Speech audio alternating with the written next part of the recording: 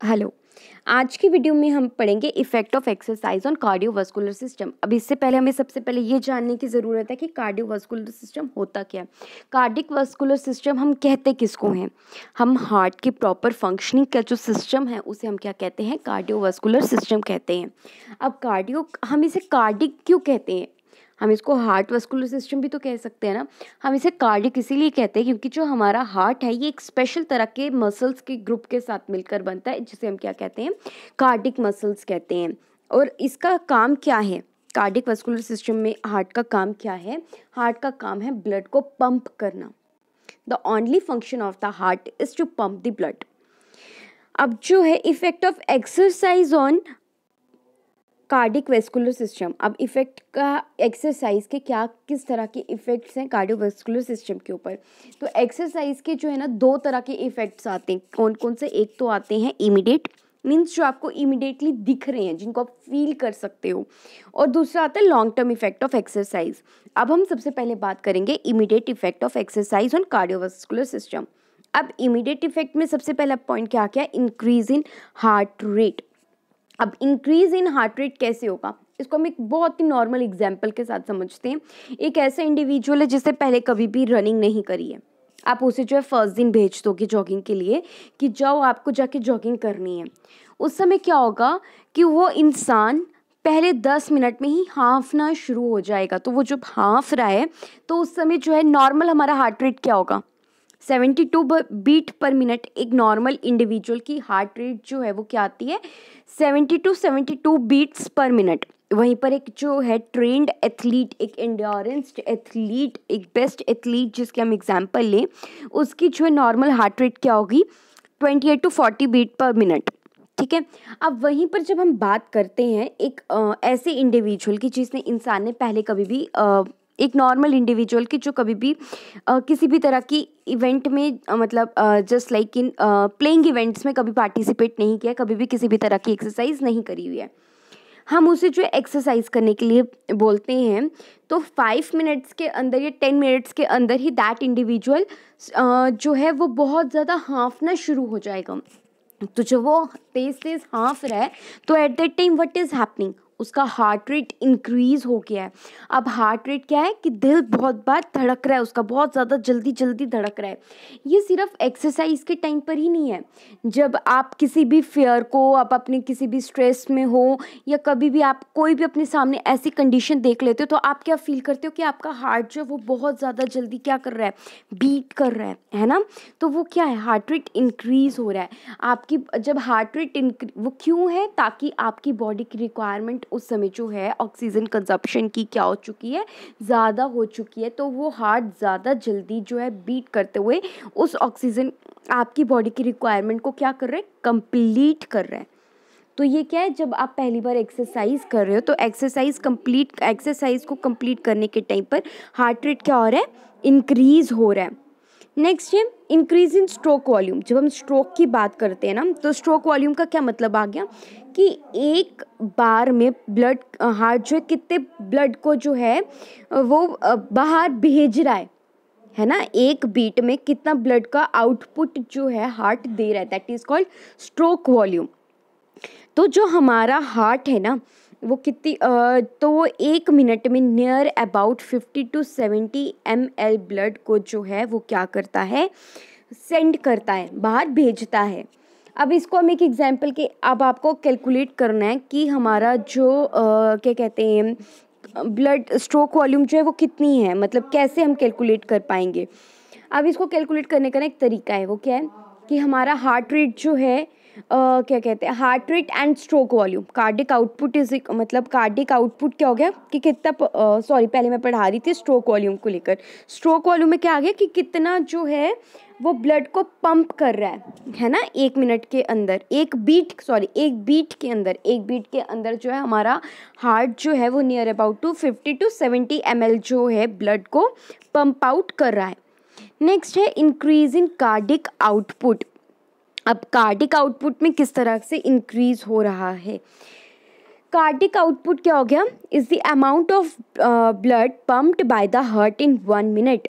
अब जो है 1 मिनट में हार्ट जो है वो कितना ज़्यादा ब्लड को पंप आउट करता है।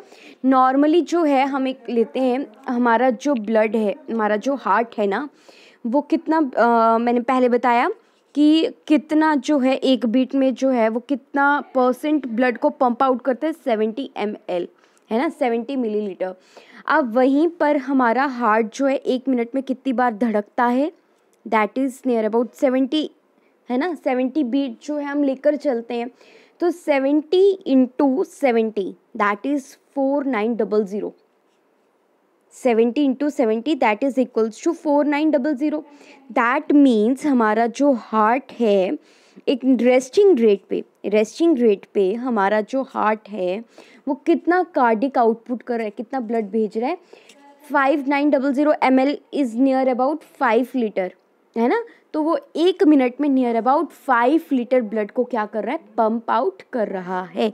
अब वहीं पर जैसे ही एक्सरसाइज की इंटेंसिटी इंक्रीज हुई, एक्सरसाइज की जब इंटेंसिटी इंक्रीज हुई तो हमारा हार्ट रेट इंक्रीज हो गया।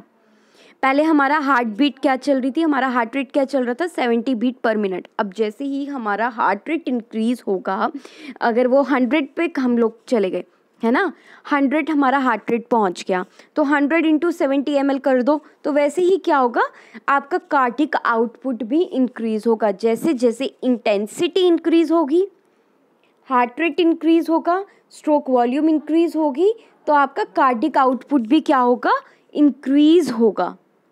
अब एक बार मैं दोबारा से समझाती हूँ। हार्ट रेट क्या आ गया कि हार्ट कितनी ज़्यादा बार क्या कर रहा है, धड़क रहा है। एक्सरसाइज पहली बार कर रहे हो तो हार्ट को जो है वो ज़्यादा बार क्या करेगा, धड़केगा, ज़्यादा बार बीट करेगा।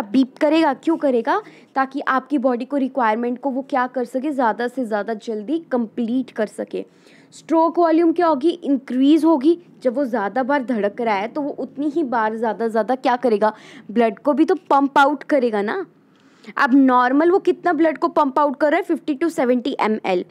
अब वहीं पर जब एक्सरसाइज जब वो करना शुरू हुआ, उसका हार्ट रेट इंक्रीज हुआ, स्ट्रोक वॉल्यूम इंक्रीज हुई, तो कार्डिक आउटपुट भी क्या होगा, इंक्रीज होगा। पहले वो नॉर्मल में 5 लीटर भेज रहा था, जैसे ही एक्सरसाइज की इंटेंसिटी बढ़ी तो वैसे ही वो जो है नियर अबाउट 20 to 40 लीटर जो है ब्लड को पंप आउट करेगा 1 मिनट के अंदर। नेक्स्ट आता है increase blood flow. Increase blood flow में क्या आ गया, अब जैसे ही आपने अब कार्डिक अब इसको दोबारा से यहाँ से समझो, हार्ट रेट इंक्रीज हुआ, स्ट्रोक वॉल्यूम इंक्रीज हुई, कार्डिक आउटपुट इंक्रीज हुआ, तो ब्लड का फ्लो भी तो इंक्रीज होगा। अब इसको अब नॉर्मल एक एग्जांपल लेकर चलते हैं।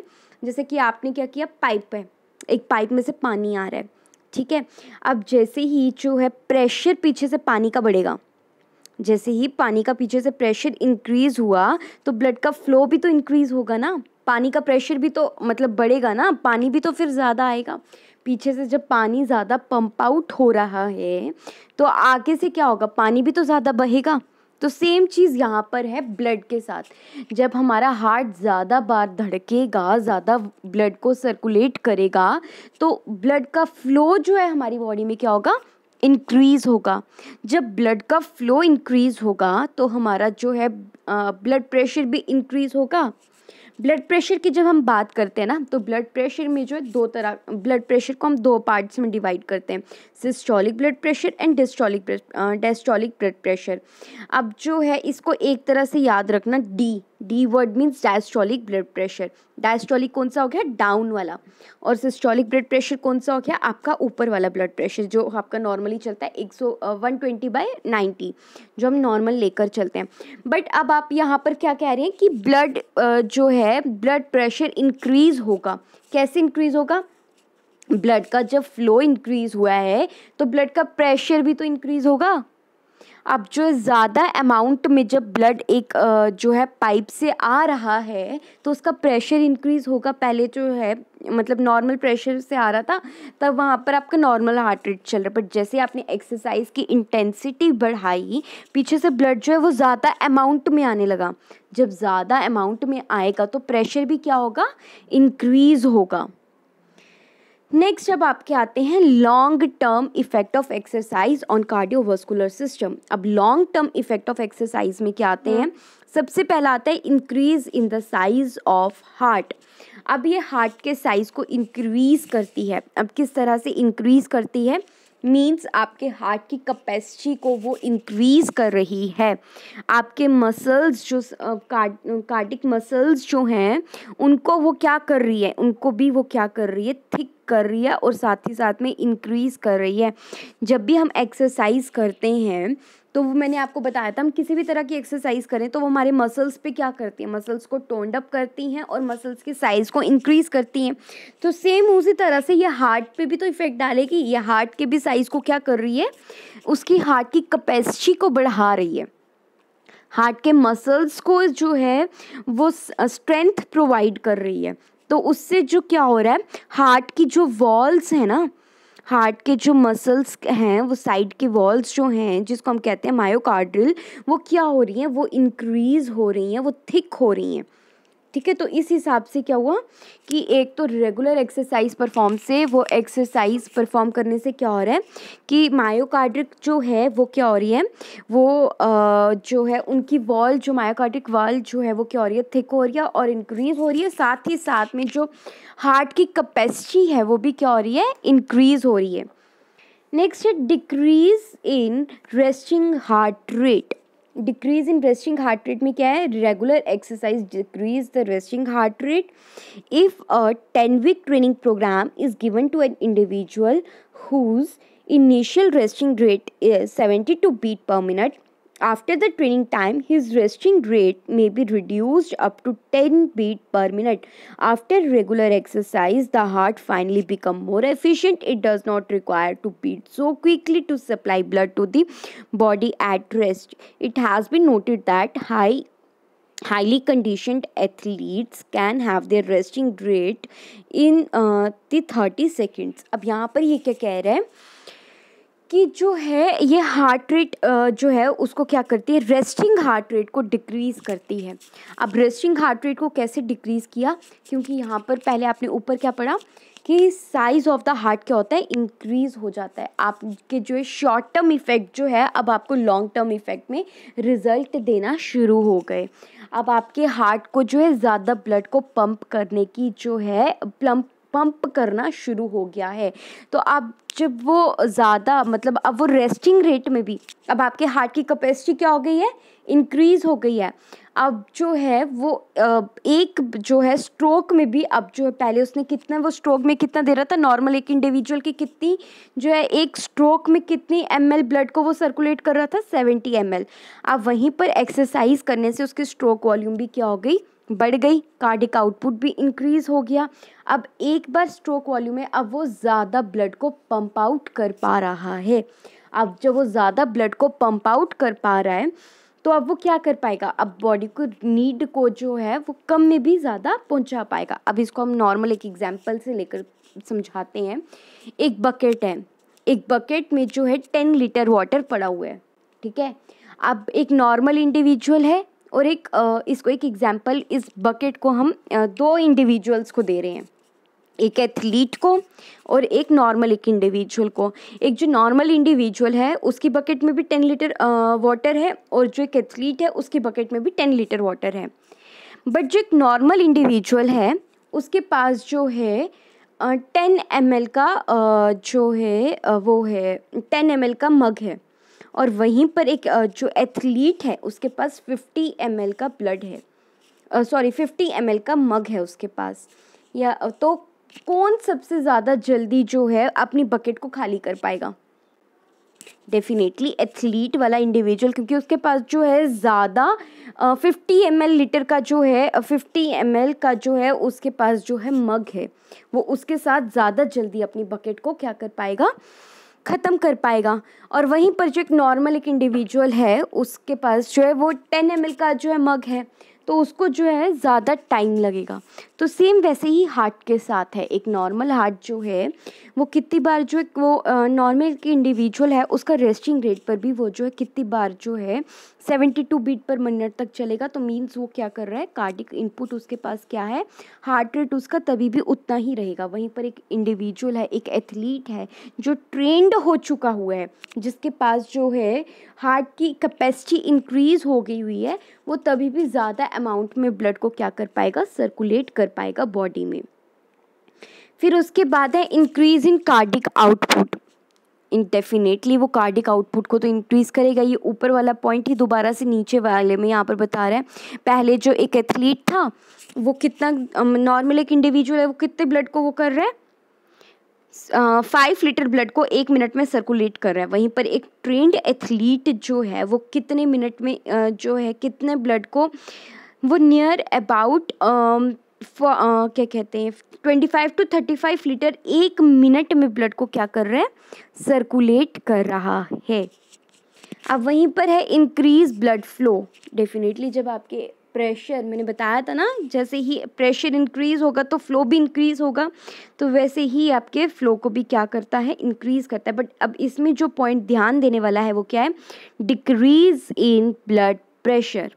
अब आपकी बॉडी यूज्ड टू हो चुकी है इतने फ्लो की, तो अब आपका जो है ब्लड प्रेशर जो है वो इंक्रीज़ नहीं होगा। क्यों? क्योंकि आपकी आर्टरीज़ और जो वेन्स हैं वो पहले जो थी उन पर प्रेशर पड़ रहा था, तो वो क्या थी, तो वो जो है आपके हार्ट जो है ब्लड प्रेशर को इंक्रीज़ कर रही थी। बट अब यहाँ पर जो है आपकी आर्टरीज़ और वेन्स का जो है उनकी पाइप जो है वो खुल चुकी हुई है, तो अब जो है उसमें से चाहे कम ब्लड आए चाहे ज़्यादा ब्लड आए, तो अब प्रेशर जो है उन आर्टरीज वेन्स पे नहीं पड़ रहा है, तो उसके कारण क्या हो रहा है, ब्लड प्रेशर जो है वो नॉर्मल रहेगा। इंक्रीज़ इन ब्लड वॉल्यूम, हाँ डेफिनेटली इंक्रीज़ होगा ब्लड वॉल्यूम में। कैसे, क्यों, मैंने पहले बताया कितने ब्लड की वॉल्यूम, कार्डिक आउटपुट इंक्रीज़ हो रही है ना। अब वैसे ही जब रेगुलर एक्सरसाइज कर रहे हैं तो रेगुलर एक्सरसाइज करने से हमारी बॉडी में जो है जब कार्डिक आउटपुट ज़्यादा है तो इसका मतलब हमारी बॉडी में ऑक्सीजन कंजप्शन भी ज़्यादा हो गई। अब ऑक्सीजन कंजप्शन होने के कारण जो है प्लाज्मा वॉल्यूम में क्या हो रहा है, इंक्रीज़ हो रहा है, which in turn enhance the blood volume, जो क्या कर रही है हमारी बॉडी में जो है ब्लड की वॉल्यूम को भी क्या कर रही है, इंक्रीज़ कर रही है। नेक्स्ट आता है क्विकर रिकवरी रेट। अब जो है एक नॉर्मल एक इंडिविजुअल है उसका जो है रिकवरी रेट मीन्स किसी भी तरह की जो रिकवरी, रेस्पिरेटरी सिस्टम में भी ये इफ़ेक्ट डाल रही है। आपके जो है वो बाद में पढ़ेंगे रेस्पिरेटरी सिस्टम, अब यहाँ पर हम सिर्फ रिकवरी रेट तक ही रहते हैं। Regular exercise quickens the recovery rate, a trained athlete heart rate becomes normal quickly than in beginners. अब यहाँ पर जब आप एक्सरसाइज कर रहे हो ना तो जो एक नॉर्मल इंडिविजुअल है उसका हार्ट रेट दोबारा से नॉर्मल पोजीशन आने में टाइम लगेगा as compare to a trained athlete. जब वो भी हाई इंटेंसिटी की एक्सरसाइज कर रहा है हार्ट रेट डेफिनेटली उसका भी इंक्रीज़ होगा, बट नॉर्मल जो है पहले कौन सा इंडिविजुअल होगा, डेफिनेटली जिसका जो है हार्ट रेट ज़्यादा अच्छे से काम कर रहा होगा। Reduce the risk of heart disease. अब आपका हार्ट जितने ज़्यादा अच्छे तरीके से प्रॉपर फंक्शनिंग कर रहा होगा उतना ही जो है आपका हार्ट के डिज़ीज़ जो हैं वो क्या होंगे, उनका रिस्क जो है इंक्रीज़ होने का क्या हो जाएगा, कम हो जाएगा। क्यों? क्योंकि आपका हार्ट तो अब ज़्यादा अच्छे से फंक्शनिंग करना शुरू हो गया हुआ है। So this is all about the effect of exercise on cardiovascular system. Hope आप सबको समझ आ गया हुआ हो। Thank you.